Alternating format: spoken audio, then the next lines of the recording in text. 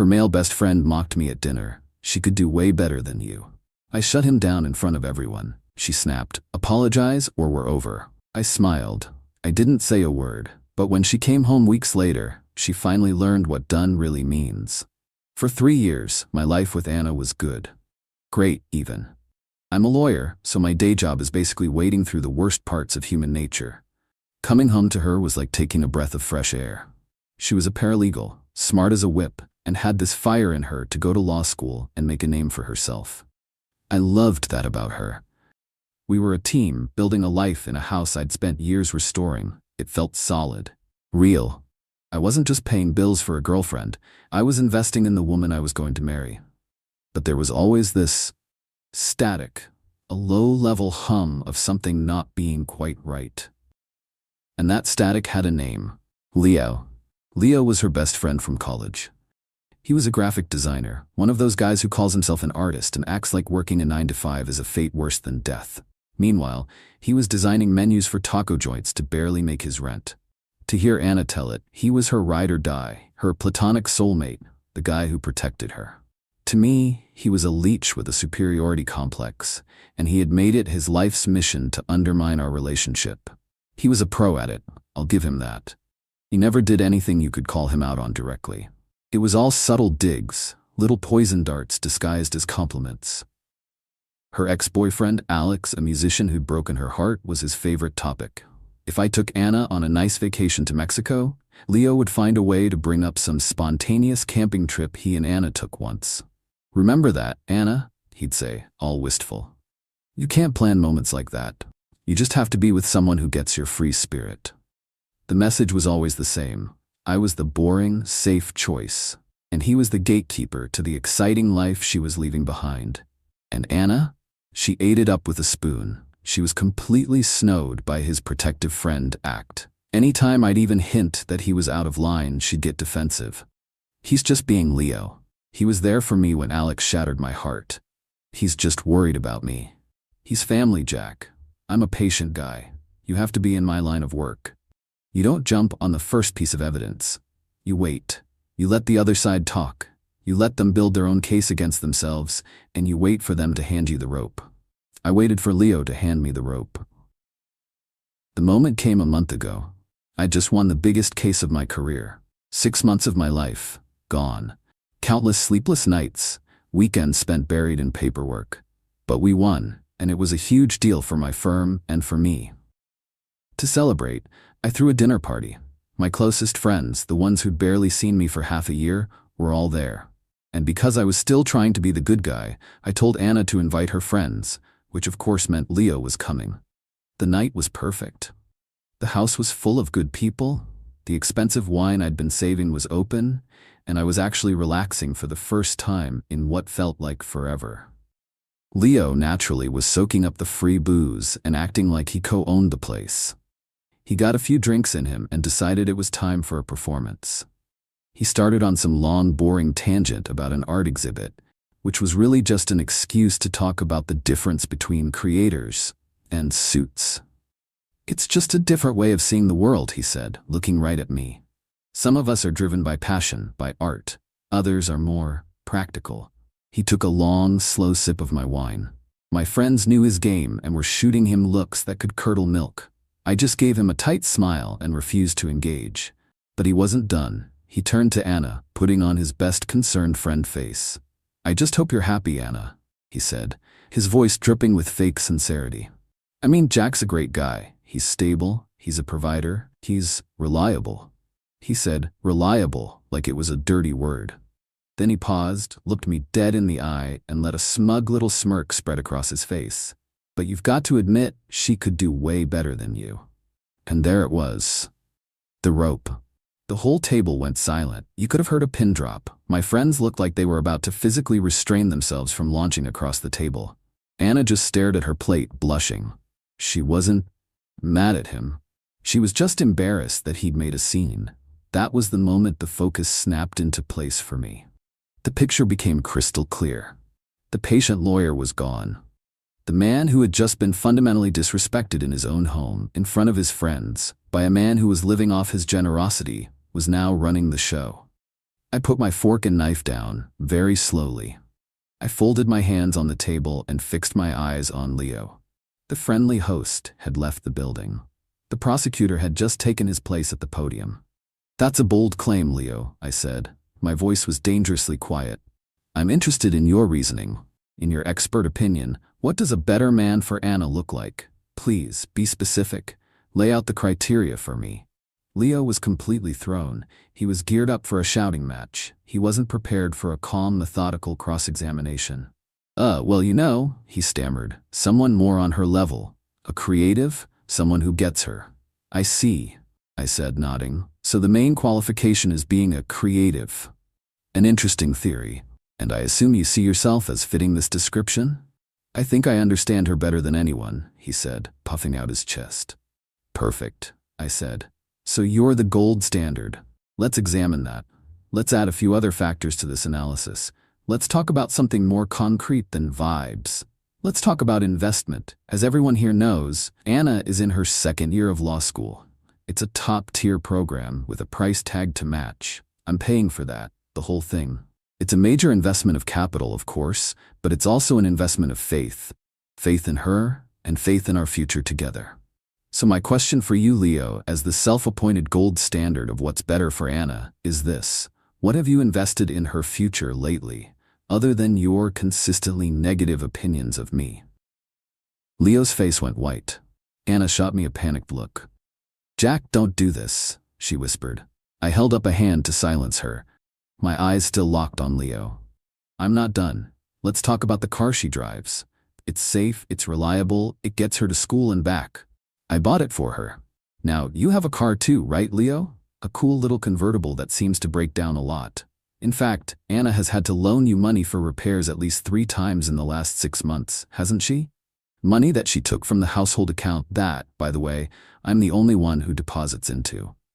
So in a very real sense, Leo, I'm not just investing in Anna's future, I'm also paying to keep your little hipster mobile on the road. You're welcome." One of my buddies at the table actually snorted with laughter before covering it with a cough. Leo looked like he'd been slapped. "And finally," I said, leaning forward, my voice dropping, "let's talk about this house. The roof over her head. I own it, I pay the mortgage, I fix the things that break. You, on the other hand, have been late on your rent so many times that Anna has had to cover for you, again, with money that I earned. So let me just summarize your argument for the jury, for the table. Your position is that a man who provides a stable home, a reliable car, and a fully funded, top-tier education is an inferior choice for Anna, and that a better man, by your definition, is one who is a financial black hole, who drains her resources, and who repays her kindness by systematically trying to sabotage her relationship out of what can only be a pathetic, transparent, and deeply creepy obsession. Is that a fair and accurate summary of your position, Leo?" I leaned back. The closing argument was done. The room was utterly silent. Leo was a broken man, a witness who had just been torn to shreds on the stand. He just sat there, humiliated, unable to speak. I looked at my friends who were all staring at Leo with open contempt. Then I looked at Anna. Her face was a storm of emotions. But the one that won, the one that broke through the shock and embarrassment, wasn't relief. It wasn't gratitude. It was pure, white-hot fury. She shot up from her chair, the legs scraping violently against the floor. Her whole body was shaking. "I cannot believe you just did that," she hissed. "You humiliated him, in front of everyone." "He humiliated himself, Anna," I said, my voice tired now. "I just presented the evidence." "Apologize to him," she demanded, her eyes blazing with a fire that was aimed entirely at me. "Right now, apologize to my best friend for what you just did. Apologize, or we are over." And there it was, the ultimatum, the final piece of evidence. She was standing next to the wreckage of a man who had just been exposed as a manipulative parasite, and she was defending him. She was choosing him. The love I had for her didn't just die, it was executed. I looked at her, and for the first time I saw her with perfect clarity. I didn't get mad, I didn't yell, I just smiled. A small, sad, and completely final smile. I didn't say another word. I stood up, picked up my wine glass, and walked into the kitchen, leaving her standing alone in the silent dining room. The case was closed. The verdict was in. The aftermath of that dinner was swift. Anna and Leo left together in a cloud of drama. She moved in with him that night, a decision I'm sure was made in the heat of her rage and his humiliation. In her mind, she'd thrown down the gauntlet. She was waiting for me to come crawling back, to apologize, to do whatever it took to fix what I had broken. She had no idea that I had simply accepted her terms. For 2 weeks, I went completely dark. I didn't answer her calls. I didn't reply to the barrage of angry, then confused, then pleading texts. I ignored the mutual friends she sent to plead her case. I was a ghost. Instead of chasing her, I got to work. My house, which had felt like our home, now felt like a crime scene. I spent a weekend methodically packing every single thing she owned into boxes. It wasn't an angry act, it was a cleansing. I was an executor, settling the estate of a dead relationship. When I was done, I stacked the boxes in the spare room, changed all the locks, and reset the security codes. Then I made 2 phone calls. They were not pleasant, but they were necessary. They were the logical consequences of the verdict she had delivered at that dinner party. The first call was to the dean of admissions at her law school. I had a good relationship with him from my alumni work. I explained in calm, professional terms that due to a permanent change in my personal circumstances, the private scholarship fund I had set up to cover Anna's tuition was being dissolved, effective immediately. The second call was to the managing partner at my firm. I had pulled a lot of strings to get Anna a coveted summer internship there. It was a career maker. I explained that a severe and irreconcilable personal conflict of interest had arisen, and the offer had to be rescinded. I took no joy in this, but my support for her was based on the foundation of our partnership. She had taken a sledgehammer to that foundation. She could no longer live in the house. Exactly 2 weeks after the dinner, she showed up at my door. I watched her on the security camera fumbling with her key, her confusion turning to anger when it didn't work. She finally rang the bell. I opened the door, leaving the security chain on. She looked awful. The righteous anger was gone, replaced by a weary desperation. The reality of living with a broke narcissistic artist had clearly been a harsh one. "Jack, we need to talk," she said. "No, Anna, we don't," I replied. "You made your choice. The conversation is over." "You can't just throw away 3 years over one fight," she pleaded, tears starting to form. I was angry. I wasn't thinking. "It wasn't a fight," I said. "It was a moment of truth. You were given a clear choice between your partner and the man who has been trying to destroy our relationship, and you chose him. You demanded that I apologize to him. You chose to defend the parasite. That's not something I can forget." The panic was starting to set in as she realized I wasn't budging. "But everything we planned," she stammered. "Law school, the internship?"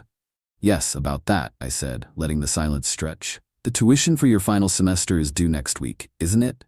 I hope you and Leo have a plan for that because my investment in our future has been terminated." Her face went white. "What?" she whispered. "And the internship at my firm," I continued, relentlessly. "That offer has been rescinded. The firm takes conflicts of interest very seriously." She actually stumbled back, her hand flying to her mouth. The internship was her golden ticket. The future she had been so sure of was evaporating before her eyes. "You can't do that," she whispered, her voice breaking. "Jack, please, you can't." "I already have," I said. "Actions have consequences. You gave me an ultimatum. Apologize or we're over. I chose over. Now you get to live with the consequences. Go ask Leo for help, the man who is so much better than me. I'm sure his creative genius includes a plan to pay for your $50,000 tuition and replace the career you just lost." I closed the door on her tear-streaked face. I didn't feel happy. I didn't feel sad. I just felt quiet. The trial was over. The aftermath was predictable. Anna's life fell apart. She had to drop out of law school just months from graduating. The dream was dead. She and Leo are apparently still living together in his tiny apartment. I've heard from friends that it's a special kind of hell. She's consumed by resentment for what he cost her, and he's stuck with a woman who is a constant, bitter reminder of his own inadequacy. He got the girl, but he got a broken version of her that he can't afford to fix. I didn't do this for revenge. I did it for myself. A relationship is a contract, and she violated the most fundamental clause: loyalty. My actions weren't a punishment. They were an enforcement of the terms.